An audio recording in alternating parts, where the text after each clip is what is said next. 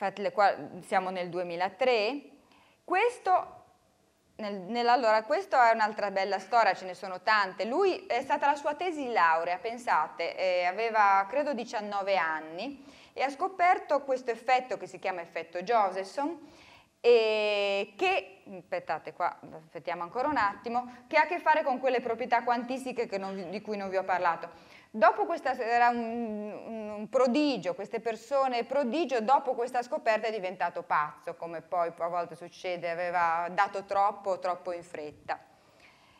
Invece qua siamo nell'86, di questo vi parlerò perché questa è la scoperta della superconduttività ad alta temperatura critica che ancora non vi ho fatto capire quanto può essere importante, ma ci arriveremo, questi signori, io ho 85 anni adesso, Müller, e vabbè, l'ho visto proprio la settimana scorsa, ancora fa le conferenze, è ancora molto arzillo. Allora, quindi avete capito che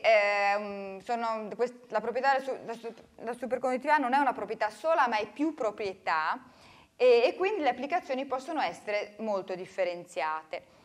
E vabbè, la prima cosa che vi ho detto, questa possibilità di poter portare molta corrente permette di generare alti campi magnetici. I campi magnetici sono generati dalla corrente, ma ce ne vuole veramente tanto.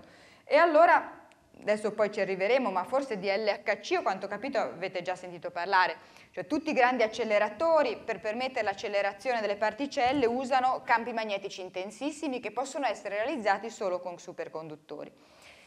Anche nel campo medicale, qualcuno di voi, insomma, se vi è capitato di fare la risonanza magnetica nucleare, anche questa viene fatta grazie all'utilizzo di alti campi magnetici che spesso sono campi superconduttori. Poi c'è, dicevamo, la levitazione. La levitazione permette non solo appunto di costruire motori navali, anche nelle applicazioni più importanti, ma anche treni a levitazione. Poi la cosa in qualche modo più ovvia che vi dicevo, un filo superconduttore può portare corrente senza avere la dispersione di calore di cui parlavamo, quindi questa poi forse è la cosa anche che colpisce di più, non avere sprechi.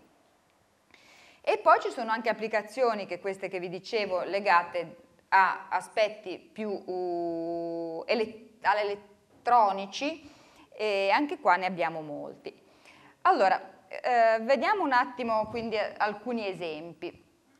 Questo, forse qualcuno vi ha parlato di fusione, vero? E quindi di ITER, forse ne sapete anche più di me. Quello che vi dico, quello che posso dirvi io di più, è che proprio, vedete, questo che è il prototipo di reattore a fusione nucleare, che forse sapete, appunto, adesso ci sono tutta una cooperazione internazionale molto ampia, che sta cercando di mettere a punto questo sistema che potrebbe poi andare a sostituire i reattori a fissione. Tramite il confinamento del plasma. Come si fa a confinare il plasma? C'è bisogno di alti campi magnetici, per cui quello che voi vedete sono, adesso qua vi ho messo forse un'immagine sbagliata, però insomma sono tutte dipoli magnetici enormi, perché qua sono 4 piani, l'altezza di questo oggetto, tutti questi sono campi magnetici. E vabbè, li stanno costruendo a Genova. Ansaldo Superconduttori ha vinto la gara e li stanno costruendo a Genova. Questo ovviamente è importante per tutti noi che l'Italia possa partecipare a cose così di punta. E questi, vabbè, sono cavi, ma adesso poi i cavi ve li racconterò. Sono complessissimi e poi devono essere contenuti dentro una guaina che contiene liquido refrigerante, perché avete capito che devo raffreddarli, perché sennò loro non sono superconduttori, quindi i cavi sono in realtà molto complicati. Allora, questo invece è l'acceleratore LHC, anche di questo credo che ho capito che neanche voi ne sapete già molto. Vedete, è un circuito di 27 km in cui le particelle vengono accelerate. Come si fa a farle curvare e accelerare? Ci vogliono campi magnetici, quindi tutto LHC, costruito da poco, vedete, è costituito di 1200 magneti che hanno richiesto 7600 km di cavo superconduttore. Ma un cavo superconduttore è questo, che a sua volta è costituito, vedete, di queste bandelle, che a loro volta sono costituite di queste trecce, per cui io questa cosa la riporto perché mi ha impressionato. Allora, è stato necessario costruire fili superconduttori per una lunghezza complessiva di 5 volte andata e ritorno Terra-Sole, quindi insomma diciamo tutti i superconduttivisti sono stati felici, non solo noi siamo la scienza povera, però abbiamo molto usufruito del fatto che la scienza ricca avesse voluto costruire questo acceleratore. Questi poi sono i magneti, vedete questi sono i cavi, ovviamente tutto va raffreddato. Forse non so se qualcuno vi ha raccontato che è successo un guaio molto grosso quando è stato aperto all'HC, proprio perché un magnete aveva una connessione che si è bruciata e insomma un solo magnete che non ha funzionato ha mandato in tilt il sistema, quindi poi queste cose devono anche essere fatte, insomma devono essere affidabili. Allora, per quanto riguarda il trasporto di corrente, allora, la cosa di cui il sogno sarebbe avere la centrale, e la centrale poi che distribuisce l'energia alla città, tutto quello che ne ha bisogno, utilizzando fili superconduttori, perché vi dico questo è gratis. Allora, anche qua vi racconto la storia, perché vedete, questo siamo credo del 2003, era stato fatto un primo esempio in cui vedete questa qua è una linea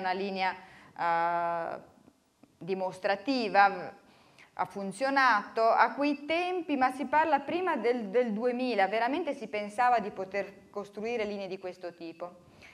È stato dopo l'abbattimento delle Torri Gemelle che questi progetti sono stati fermati, perché in realtà queste linee hanno una criticità, che è proprio quella che il materiale superconduttore deve essere raffreddato.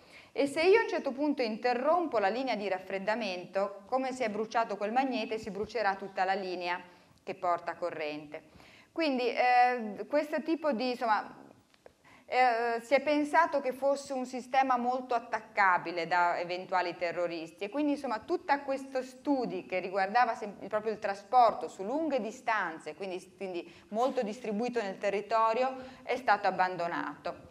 E appunto, quindi qua è una cosa, un'immagine del 2008 in cui questo qua è un sistema di distribuzione di tensione, però questa che sembrerebbe la cosa più facile invece poi alla fine è stata sviluppata meno di altre. E questo è il treno superconduttore. Allora, in realtà in Giappone ce ne sono molti di treni a levitazione magnetica, però non utilizzano materiali superconduttori, ma utilizzano proprio dei magneti permanenti. L'unico vero treno superconduttore è questo, è lo Shinkansen, però è anche questa una linea dimostrativa, però è proprio qua che è stato fatto il record di velocità, vede 581 km all'ora con persone a bordo. La cosa carina, qua è un'immagine, i magneti superconduttori sono ovviamente all'interno del treno, mentre invece sulle rotaie c'è un sistema di magneti che appunto che crea il fatto, perché avvenga la levitazione, io devo sottoporre il superconduttore a un campo magnetico. La cosa carina è che appunto quando noi pensiamo a tutte le nostre macchine, cioè come facciamo noi, mettiamo in moto ma poi freniamo, usiamo l'attrito, i freni usano l'attrito. Ma se invece questo treno sta levitando, come si fa a frenarlo? Allora, questa è carina, perché vedete, alza delle orecchie e usa quindi queste specie di orecchie come, appunto, come vele e frena con l'aria. Però proprio un meccanismo di questo tipo una volta non ha funzionato e proprio infatti c'è stato un disastro in questi primi prototipi proprio perché il treno non l'ha fermato nessuno. Allora, questa è un'altra delle potenziali applicazioni, questa in realtà è stata proposta solo poco tempo fa e ancora non ci sono esempi, ed è una turbina a vento, e così come le eliche che ormai vediamo dappertutto. Questa però vedete in realtà è appoggiata al terreno, ma non è appoggiata perché qua sta levitando, quindi gira senza attrito. E insomma, la potenza prevista è molto più elevata, vedete 1 gigawatt corrispondente a 60 eliche, e 60 eli che coprono, potete immaginare quanto territorio, questa vabbè, bella non è, però sarebbe una sola, e questa è una delle cose più recenti che è stata proposta. Questo invece ha a che fare, dicevo, con quelle proprietà legate alle proprietà della funzione d'onda, su cui non siamo entrati, però cosa permette di fare un superconduttore? Permette, io vi ho fatto vedere che genera campi altissimi, però permette anche di rivelare campi magnetici bassissimi. Cosa vuol dire bassi? Allora, vedete, la soglia, questo dispositivo, che è appunto SQUID a base di superconduttore, SQUID è il suo nome, può rivelare campi così piccoli come 10 alla meno 14 Tesla. Cosa vuol dire? Vuol dire infinitamente più piccolo, per esempio, del campo magnetico di una calamita, che vedete 10 alla meno 2 Tesla. Ma quello che è importante è che questo numero, vedete, è più piccolo dei campi magnetici generati dal cervello o dal cuore. Per cui con questo caschetto fatto di tanti SQUID è possibile fare delle diagnostiche al cervello, e anche questi sono ovviamente sistemi molto sofisticati, ma che sono già in produzione. Ok, direi che con questo vi ho fatto vedere un po' in quanti campi diversi potremmo applicare la superconduttività. Però ancora non ho detto niente sui materiali, soprattutto non vi ho fatto concentrare su quello che è il problema chiave, che adesso vedremo. Prima di tutto vi faccio vedere però che se uno guarda la tavola periodica si accorge che la superconduttività è un fenomeno comunissimo in natura. Vedete, tutti quelli in blu sono materiali, sono elementi che diventano superconduttori a pressione ambiente. Quelli verdi li diventano sotto pressione. Quindi in realtà vedete quanti. Vi faccio notare come curiosità, poi se qualcuno vuole mi farà la domanda, semmai.